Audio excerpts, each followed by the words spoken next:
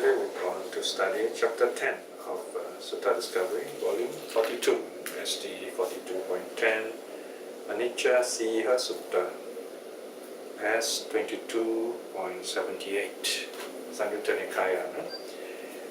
You notice there's a brackets there in the name of the sutta. In other words, originally the name is simply Siha Sutta. Now Siha means lion. Siha Sutta is a very common name. There are many suttas called Siha Sutta. So in order to make it unique, disambiguate it, we have added a prefix, anicca, to it. So anicca, in other words, tells us about its main theme, impermanence, anicca. So in this translation series, this is what we are doing. We are giving unique names to the suttas. Very often we hear Dhamma talks, we're very inspired by what the speaker has said. We maybe just catch a name, the title, or maybe sometimes the speaker may not even give us the title. So we want to know more about the sutta. It can be very difficult locating the sutta if you have no clues. Okay, very often I get people emailing me saying, "Oh, you know this sutta, that sutta." I say, "Have your name?" You either remember the name of the sutta or the number of the sutta. Okay, so you have the number is S 22.78. You can see on the top line that all those basic references are given. Now on the next page you can see what's called a traditional number. The traditional number is a bit more complicated. Next page you can see at the top there it's S 3.1.2.3.6. So this is a traditional, the full meaning is on the right hand side. This is in the Burmese Tripitaka, the Thai Tripitaka, similar Tripitaka, the Southeast Asian Tripitaka in other words. So there are three ways of looking for the suttas. So that's why it's important to know the reference of the sutta. In other words, then we know where to locate it, where to check the Pali and so on. Now coming back to the title page, you see the little blurb at the top right hand corner. First is the title in 20 points, Times New Roman. Then you see the title in English, The Lion Discourse on Impermanence, and then followed by the Pali Text Society reference S 22.78. Now here you see EE. EE means European edition. European edition means the Pali Text Society. PTS edition, done about 100 years ago. It is also called the Patama Siha Sutta. Patama means first, so the first lion discourse. So sometimes you get more than one name for a sutta.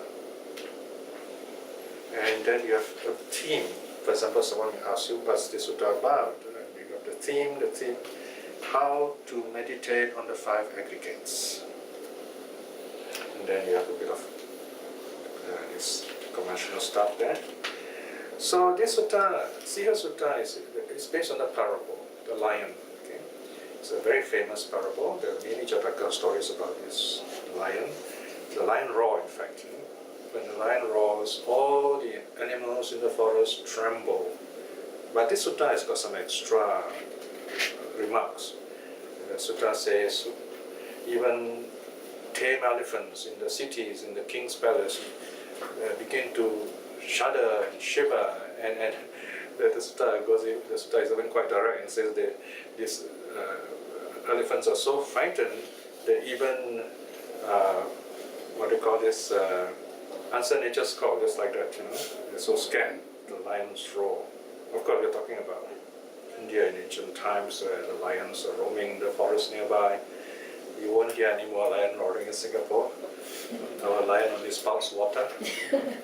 So this is we will read the whole sutta by way of conclusion later. Okay?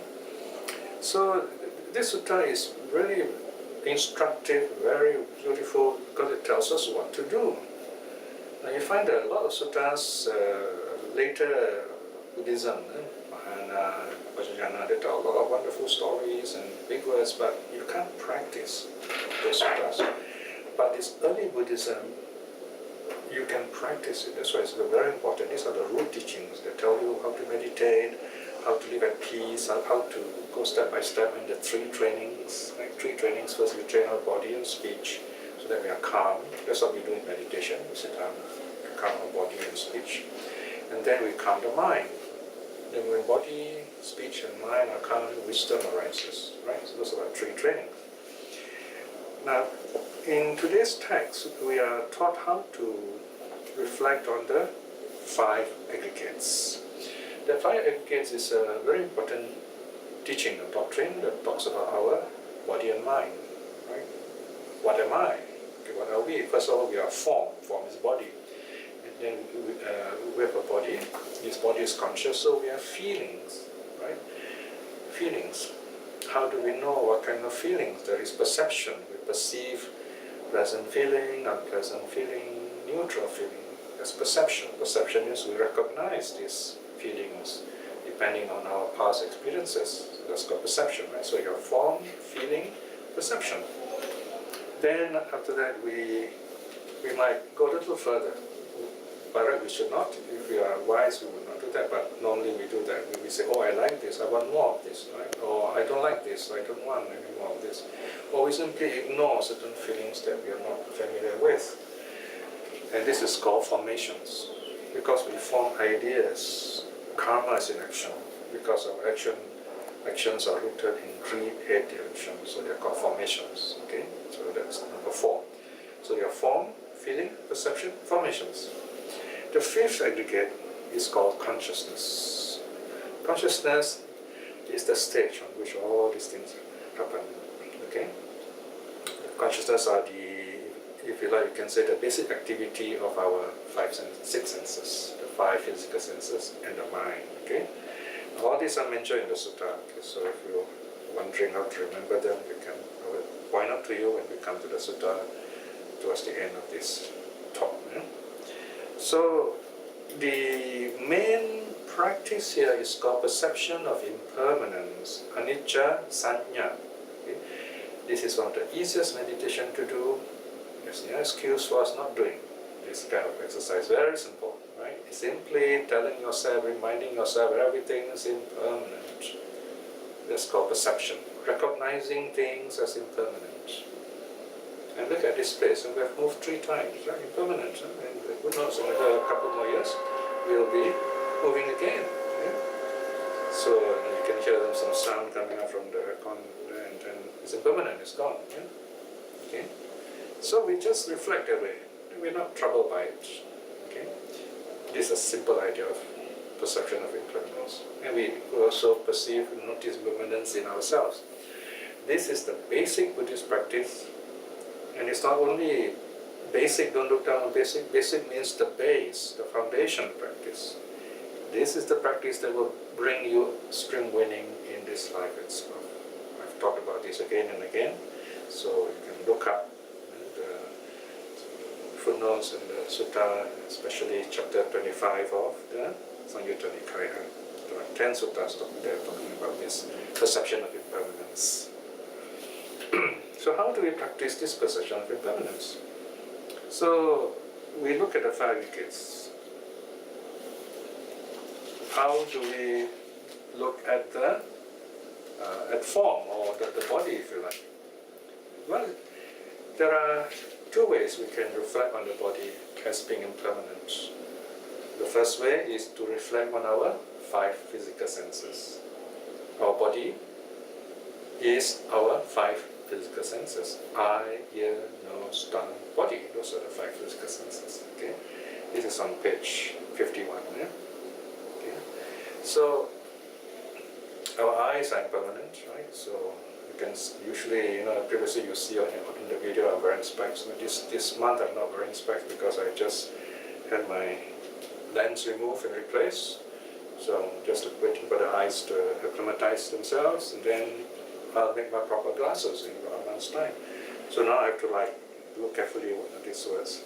So my original lenses are gone, it's impermanent, okay? And my appendix also is gone. Some of my teeth are gone. And you have other things implanted, right? So our body is impermanent, right? So in other words, how much of us is really missing already, right? So is that really me? I mean, suppose you have a heart replacement, and then you have bone replacement, and so on. You find what is it that's me? It's really very hard to finger it. Of course, we can say it's our consciousness, our mind, if you like. But even our minds are changing. So that's how we reflect on the body. Okay, the five senses are changing all the time. Next, we can use another model of the four elements. Okay, also very popular, very famous. Earth, water, fire, wind. Our body form is made up of the four elements. Earth elements are the solid aspects of our body. The traditional reflection starts with what is called the five, ending with skin. Head, hair, body hair, nail, teeth, skin. Okay, so we reflect. I am nothing but head, hair, body hair, nail, teeth, skin. Okay, so these are the earth elements. There are other 31 or 32 parts of the body. So this one is a very simple meditation. You can, for example, you can feel the hardness of your teeth. Yeah? That's earth element. You're sitting down, you can feel your body weight pressing down the cushion. That's earth element. We teach this meditation during the intermediate meditation course. Yeah? So we simply reflect on the earth element. This element, or rather, there is this earth element inside me. There is this earth element outside me, internal earth element, external earth element. They are the same earth element. For example, food. You take solid food, that's earth element, right? And you chew it, and it goes inside you. So external earth element becomes internal earth element, and then you go to the toilet, it goes out again. So it's a cycle. Internal earth element, external earth element, they are the same earth element. And then finally you reflect, they are impermanent. Water element, right? We drink water. I have a cup of water here, and water goes inside my body, gets ingested, it becomes me, as it were. And then I let it out again, give it back to nature. So you have this water cycle, internal water element, external water element. They are the same water element. They are impermanent. Fire element. Right? You can feel the aircon. Coldness also regarded fire. Notice temperature. Okay? We absorb coldness or the warmth around us. We give out body heat. Heat transfer. Internal fire element, external fire element. They are both the same fire element. They are impermanent. The fire element also is decay. We're decaying all the time. Okay? And then finally the wind element. The wind element is the breath. The wind, air, we breathe in, it gets absorbed by the lungs, and we breathe out again. So you have this wind cycle. Internal wind element, external wind element. They are the same wind element. They are both impermanent. Right? Want more details about this, we can read out the Maha Rahulawada Sutta in the Majjhima Nikaya. Or it's given here on page 51, section 2, 2.1. The numbers beginning with 2.1. So this is form, reflecting on form, right? You will reflect on form, impermanence of form, either using the five bodily senses or the four primary elements. What about feelings? How do we reflect on feelings? Try to notice what kind of feelings arise. There are three basic ones. Three of body, three of mind. Right? The three are pleasant feeling, unpleasant feeling, neutral feeling. How does a pleasant feeling arise? We see something, we experience something, then we usually recall something happy in the past and we regard it as pleasant. If we experience a feeling and we recall something unhappy in the past, then we regard it as painful. Right? If we're not familiar with this, we cannot recognize any feeling in the past, then it appears to be neutral. We don't know what it is, we do not what it's like. Okay? Now all these feelings must be regarded as impermanent. Okay? So Even neutral feeling, do not disregard it. Why? Because if a pleasant feeling arises and you get attached to it, you want more and more of it, then craving arises. So you are feeding the first root, the first of the three roots, greed. Okay, greed or desire or craving, you're feeding it. If you dislike something, you see, hear, smell, taste, or touch something, and you don't like it, there's a strong ill will there, then you're feeding the opposite root, that is hatred, ill will. And if you ignore it, then you're feeding ignorance. So greed, hatred, ignorance, or greed, hatred, delusion in the three roots. Then deeper down in our subconscious, you have lust, what is called repulsion, and ignorance. So if we do not reflect on impermanence, we will feed these roots, it becomes a habit, in other words. It's very hard for us to get rid of it later on. So remember, the simple rule is reflect all these feelings, whether they are pleasant, unpleasant, or neutral, as impermanent. So that's the basic idea here. So I mentioned here three feelings of the body are impermanent. Then you also have mental feelings. You think of something, some happy memory comes back, and then you feel happy, and some sad memory comes to you, you feel sad, and then there's this neutral memory, or just a thought, it doesn't bother you very much. So you have three of body, three of mind, total 6. So the suttas count this as 6. No? By the Abhidhamma, they count it as 5, because Abhidhamma, they try to be very technical. The Abhidhamma scholars say that neutral feeling body, neutral feeling mind, they're the same. Neutral and neutral are the same, so you did it as well. But it doesn't matter, don't worry about the sort of technicality. We follow the sutta tradition, so we say there are 6 kinds of feelings. Right? So next is perception. Okay? But perception is a little tricky. You've got to observe very carefully your thought process. When we experience something as pleasant, unpleasant, or neutral, what is going on here? How do we experience this pleasant feeling? How do we experience this unpleasant feeling? How does it arise? Notice the process. It's very hard to explain to others, but when you experience it in your mind, you can notice it. You know the feeling arising. You see something, you hear something, you smell something, you taste something, you feel something, and then this feeling arises. Just notice it. Pleasant feeling, unpleasant feeling, neutral feeling. Neutral feeling usually is a bit difficult to notice. You notice it after the fact. After it's happened, you look back and say, okay, I felt neither pleasant nor unpleasant, so it's neutral. So perception is a kind of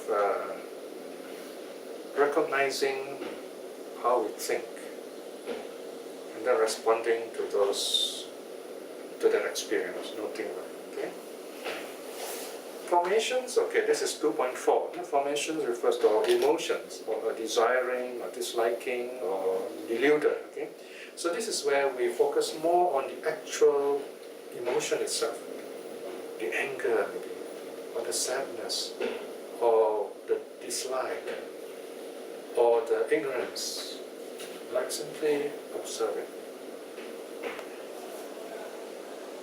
So what if you notice this, then you say, okay, this is a reaction, and this reaction is not good. I mean, we're getting bad karma here, so I should let go of this. Okay? So first you just notice it first. Once you notice it, you recognize it, then you're able to let it go. Because if you do not recognize it, there's nothing to let go, because you don't know what it is. So one of the first things we notice if we are spiritual people, we say, I've not been really practicing properly. I have so many negative emotions, I've done things I'm not very proud of. So it's a very wonderful start. You begin to notice all this, the past, if you like. Remember, these are all the past, right? So we have to leave them where they are, let them go. They're like the mud from which the lotus rises. So you just say, that's it, so that's the past, I can go of that. So that's the formations, okay? The whole karma. We let go of this old karma Dharma. It's a kind of renunciation. Buddhism is a teaching of renunciation. It's not just about being a monk. Renunciation on a more important level is about letting go. Letting go of our past negative habits, letting go of our past as a whole. Whether happy or not happy, it is in the past. We let it go so that we can live in the present. Then it's gone. The present also is moving all the time. So it's a series of letting go. And you notice, even opinions, our views change over time. Remember 30 years ago, 10 years ago, now you compare how you think, your ideas change. My view of Buddhism has been changing all these years, for the last 40 over years. And it's wonderful to see this change because you begin to understand something better. You cannot understand anything better if you do not let go of the old ideas. You have to let go of the old ideas, so new ideas come to you. And all these ideas are helping you to see yourself, see reality better and better. Right? So we're letting go all the time, like a lotus, like a flower opening up. So in the end, no more views. You're happy, nirvana, no more views. That's the arahat, because that's very advanced. So in other words, at least we tell ourselves, okay, this is a view is impermanent, we should not get too fanatical about it. It helps us to think, it helps us to communicate to the extent we can use it. There's nothing to quarrel about. Different people have different opinions, that's fine. As long as they don't break the precepts, they don't hurt each other. So we should respect people's views in that way. But we should remind ourselves that our views will change. That is what wisdom is about. And of course, the way these views change is a very careful way. In other words, it's always leading to something better. It should. If not, then of course we're going backwards. One simple test is this: whatever change comes to us, we notice it as impermanent. We understand these views also are impermanent, changing all the time. Now delusion, okay, this is even more tricky to note. You won't know you're deluded at the time. So when you come out, you look back and say, oh, okay, I was deluded, I had this wrong idea. But sometimes you know this delusion is going on. You see it as a delusion. For example, you see a mirage, okay? You know it's not there, but to your eyes, there is this vision in front of you, but you know it's just a reflection, okay? Or when you're in the train, you're sitting in the train, it's raining, and you find the water falling down perpendicularly. But as the train moves, the rainwater seems to go at an angle, and after that, rainwater flies horizontally, And then as the train slows down, you find the rainwater going down again, or perpendicular again. Actually, the rainwater didn't change direction, the rainwater is always falling down. But how we perceive this rainwater changes. So it's a bit of delusion there, but you know it's delusion. Now if you know delusion as delusion, to the extent it is wisdom, that is something else. So this is all the reflection you can do. Very active kind of, very responsive kind of reflection. Okay? Now, what about consciousness? Consciousness here is defined as the basic activity of your senses. The basic activity of the eye, seeing. Basic activity of the ear, listening, hearing. Basic activity of the nose, smelling. Basic activity of the tongue, tasting. Basic activity of the body, feeling, sensing. Basic activity of the mind, thinking, producing ideas, thoughts, and so on. So we just notice those basic activity. That is watching consciousness. Look at 2.5.1, for example, how we see.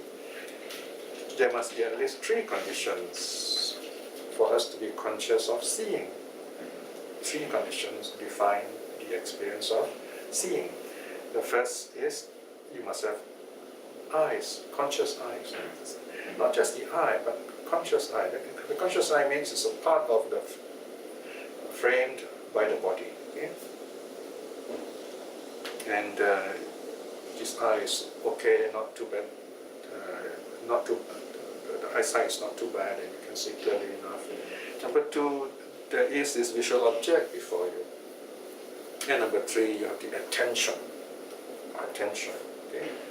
In other words, your mind is present, you're watching this. Right? For example, okay, you have seeing eyes, conscious eyes, here I am. So your eyes are the internal sense organ, sense faculty. I am the external sense object. And then there is the attention, okay, that's the mind. So this is called the triangular experience. Okay, so that's how we experience seeing. Same thing with sound, smell, taste, touch, thinking also. So you go on like that. Yeah? There's one more interesting thing about the eye, for example. We know now, through science and medicine, medical knowledge, that the way you're looking at me, you see me or I see you upright, sitting like that, just the way you are. But the reality is, in my retina, in the back of my eye, the picture, you all are upside down, right? Babies see, for the first few weeks, they see the world exactly as it is, upside down. But as they grow older, after a few weeks, their mind adjusts the picture in order to perceive the world back the way it is, as it were. But that actually is not the way really the image is falling on your eye. So the mind interprets the picture so that I don't see you upside down. Okay. In fact, the scientists have done some interesting experiment. They make us see the world upside down again. So at first it's very tricky. It's like you're walking upside down. After a while, people get used to it. But once they get used to it, then you remove the lenses, the mirror or whatever, then they find their difficulty walking normal again. They got to adjust again. So that's how our mind works. Okay, so it's a very interesting way to reflect on all this, right? And there are many other interesting illusions, hearing, smelling, tasting, and feeling, and so on. And especially our thoughts. Our thoughts always play tricks on us, right? So how we smell things, right? So how do we reflect on smell, right? Now, if you take the crowded train, especially around this time, or 1 hour ago, very crowded, you find a lot of smell, because people just finished work, So if you're a sensitive person, you feel disgusted. I mean, you yourself are smelling too, see? So this is a time for reflection. You say, okay, this is the 6 o'clock smell, 6:30 smell. It's okay, these people have worked very hard, so they're sweating, so they're going home. It's good to know they're working hard. So you show your loving kindness, although you smell all these smells, nothing to be disgusted with. So that's one reflection you can do. And smell is such that you find the interpretation just a moment. After that, it doesn't really bother you. It's not you think about it, it bothers you. Okay? But if you don't feel bothered, the smell doesn't bother you. It's just smell, that's all. You find, for example, certain people like certain kinds of smell, right? So these are all a kind of acquired taste. Acquired means what? You train yourself to feel that way.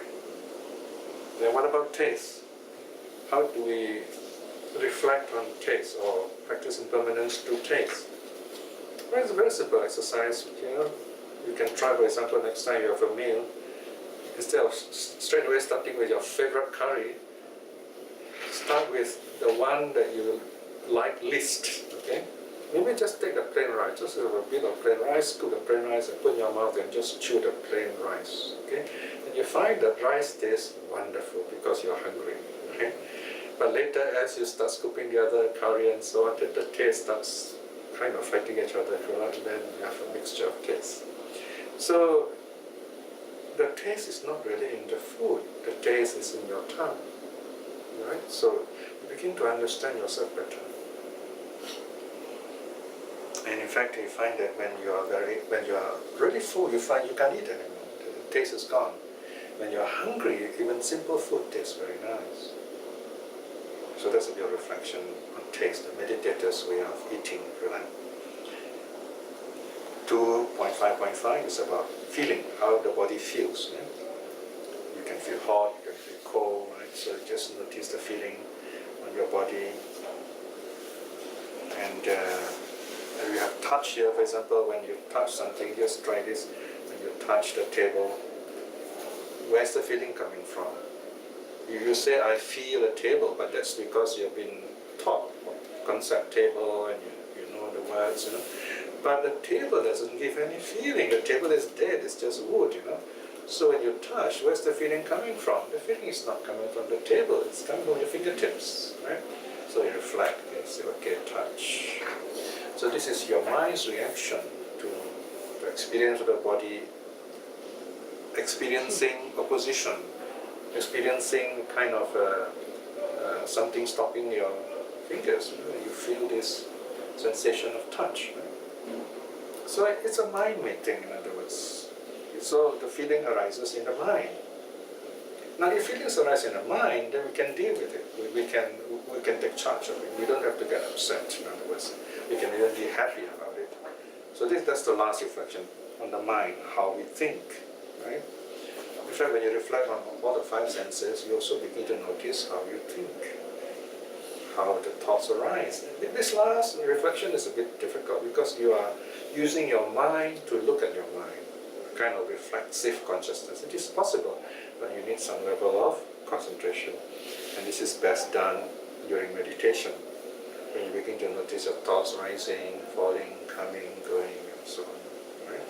So another way of looking at it is seeing the rise and fall of events, of your experiences. When you meditate, you begin to see rise and fall of pain. You see the thoughts coming and going. Right? So this is the reflection on rising and falling.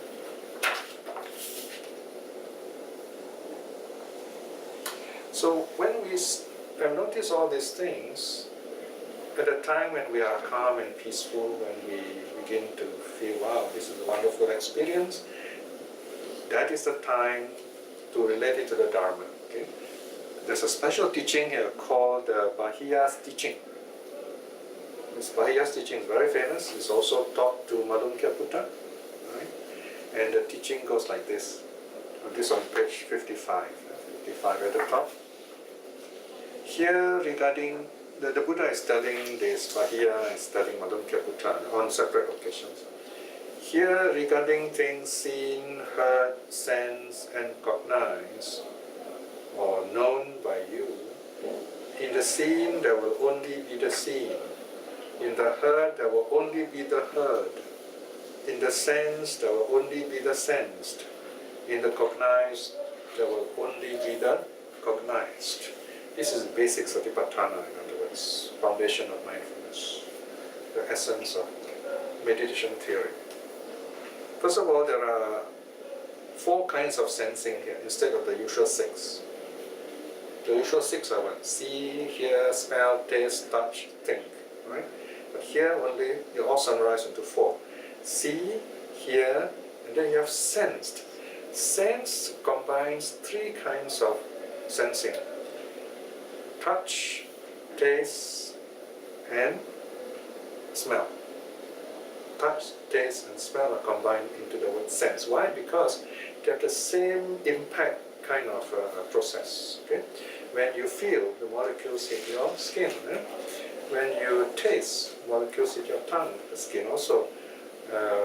When you, what's the other one? Sorry? Yeah, so smell, some molecules hit your, the mucous membrane, the sensitive part of your nose, right? So all these molecules hitting the surface, called sensed, right? And then cognize is the working of the mind. There you are. You have the 4 kinds of sensing, right? In other words, whatever we see, there's only seeing. Okay? Seeing, not beautiful, ugly, or whatever, just seeing. In meditation, we don't value it. We simply watch it as it is. When you hear something, let's say you're meditating and the people, martial arts people next door are doing their hoof and half and all this banging, you just say, okay, sound is just sound, you know. So we're not troubled by it. Then you know your meditation has improved, okay? You start cursing them and you're unhappy and then you're not on the mark yet, okay? So we start letting go of those thoughts. And then sensing also, right? You just smell something, but it is just smelling, let it go. You feel something, cold, warm, feel it, let it go, like that. Cognizing, again, just thoughts. When thoughts comes to you, it's just thinking. It's just a thought. Right? Don't get upset with it. Don't get lost with it. It's just a thought. Let it come, let it go. You cannot stop thought. You cannot totally remove thoughts unless you're in deep meditation. But you don't have to cling on to them. You just let them go. Let them come, let them go. In fact, that's one way to be creative. To be creative means you let the thoughts come, you let the thoughts go. Okay? And then you see the thoughts that you can use. So this is Piya's teaching. Yeah? So these are the five aggregates: form, feeling, perception, formation, consciousness. They arise, they pass away. They arise, they pass away. So this is how you reflect on the impermanence of the five aggregates. In other words, in simple terms, your body and your mind are impermanent. Now we can look at the sutta. The sutta summarizes what I've explained to you. The sutta is on page 56. The Lion Discourse on Impermanence, S22.78, originating in Savatthi. This is a place where the Buddha taught this teaching. There the Blessed One addressed the monks and said this: the lion bhikshus, bhikshus are the monks, the lion's king of the beasts, in the evening emerged from his lair. Having emerged, he stretches himself, surveys the four quarters all around, roars his lion roar thrice, and then leaves for his hunting ground. Right away, a very interesting description. So here you see the Buddha is aware of how animals behave. Bhikshus, when the animals and creatures hear the roar of the lion, the king of the beasts, they, for the most part, are struck with fear, urgency, and trembling. See, these are three words: fear, urgency, trembling. It's a stock phrase. It shows kind of basically fear. Okay? Those that live in holes enter their holes. The water dwellers head into the waters. The forest dwellers seek the forest. Winged birds resort to the skies.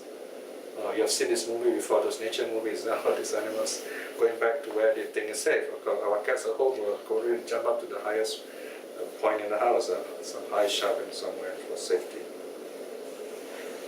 Bhikshus, those royal elephants bound by stout bonds in the villages, market towns and capitals, they break and burst their bonds and flee about in terror, defecating and urinating.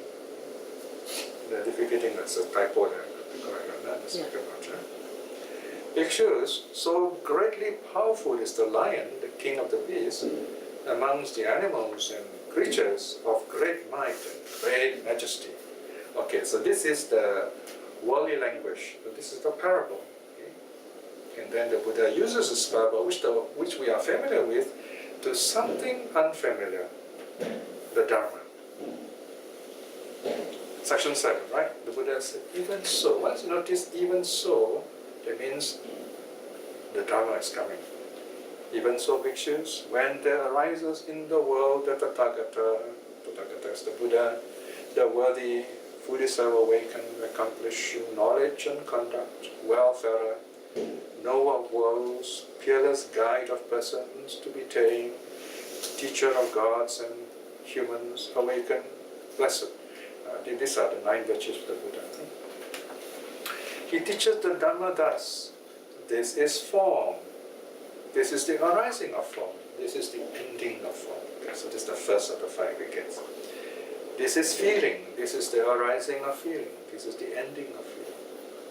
This is perception, this is the arising of perception, this is the ending of perception.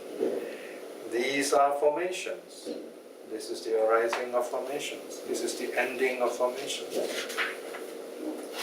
This is consciousness. This is the arising of consciousness. This is the ending of consciousness. Right? So this is a detailed laying out of the practice of impermanence. Arising, passing away. Okay? Then, the next section, the Dharma's effect. Section 8. Bhikshus, those devas or heavenly beings, long-lived, beauteous, great in joy, long dwelling in their divine mansions, hearing the Tathagata's Dhamma teaching, for the most part are struck with fear, urgency, and trembling thus. Notice here, same emotions of fear, just like the way the lion roar and the animals are terrified. So the devas are terrified. It seems, sirs, we are but impermanent, but we thought we were permanent, right? So devas thought they're long life and they thought they're permanent, but actually reality is, when we hear the Dhamma, we realize they are impermanent.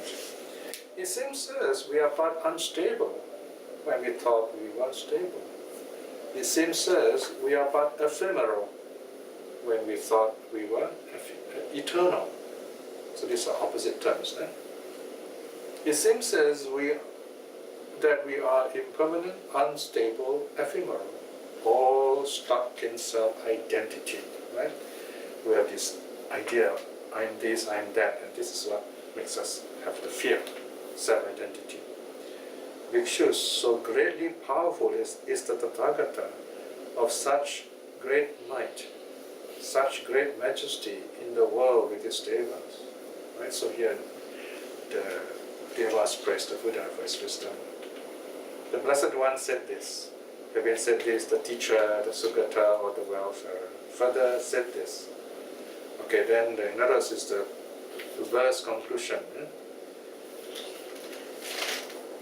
Yada Buddho Abhinyaya Dhamma Chakam Ravatayi Sadeva Kassa Lokasa Sattha Appati Puggalo. When the Buddha, through direct knowledge, turned the wheel of truth, in this world with his devas, the teachers without a rival, Sakkayan cha nirodhan cha sakaya satcha sambhavan, Aryan chattam kikam magang dukupasama gaminam, teaching the ending of self-identity and the arising of self-identity, and the Noble Eightfold Path, and the way to the stilling of suffering. Ye pi tiga yuka deva wana wanto yasasino Gita santa sang apadung sihaseva itare miga. Even the long-lived devas, beauties of great fame, are terrified, struck with trembling, just as the other beasts, hearing the lion's roar, saying, Avi Tivata Sakayam Anicca Kirabo Mayam Sutva Arahato Vakyam Vipamuttasa Tadino Di. We have not overcome self-identity, we are impermanent, so it seems, they say, when they heard the word of the Arahat, the liberated one who is such. So here, in other words, we see we must be prepared for the Dharma, in other words. Because if not, we might feel fear. It's not that the Dharma terrifies us, it's because of our ignorance. But if you understand the nature of impermanence, then you say, oh yeah, that's true. And you feel happy. You feel happy despite the fact you notice and experience impermanence. So if we accept reality as it is, we have every reason to be joyful, in other words. So the reflection of impermanence, in other words, is a very important, simple practice. It can bring us great happiness and awakening in this sense. Right? So do read through the sutta again, and then practice for your own awakening in this life itself. Okay, so now sutta with a short reflection. Unless anyone has questions. Any questions, anyone? Yeah. You mentioned that we have not overcome self-identity. Yes. So are we referring to non-self? Self-identity means we tend to identify with any of the five aggregates. This is my body, or this is my feelings, perception, formation, consciousness. So once you own it, that you get upset. I mean, you notice whenever people are angry or quarreling, if you think carefully, watch carefully, listen carefully, what are they angry about? There's always something about me, I, me, mine they're upset about, So that means there's a self-identity. So once you let go of self-identity, you don't identify with any of these aggregates, you at least attain stream winning. In other words, you're saying, okay, it's nature of life, If I don't identify with it, I won't get upset. I mean, I know this person is trying to say something nasty to me, trying to make me angry, but I don't feel anything. I'm okay. If this person is not happy about something, then you respond with loving kindness to help and heal this person. So self-identity is you identify it as something unchanging. Right? We think that body or mind unchanging is not possible. Our body changes, our mind changes. Okay? Is that clear enough? Any other question? No more questions, huh? Alright, so let us do a short reflection. Right, today we have completed our study on the parable of the lion, reflecting on the impermanence of body and mind by way of the 5 aggregates: form, feeling, perception, formation, consciousness. This is the basic meditation, basic perception we should practice so that we attain awakening in this life itself. It's a very simple practice. We don't even have to sit to practice it. We can be in any posture and reflect whatever is impermanent before us. Reflecting in this way is very good mental karma.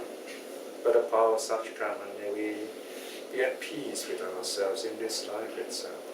May we live happily, enjoying whatever benefits we get that are good for us, that we are worthy of.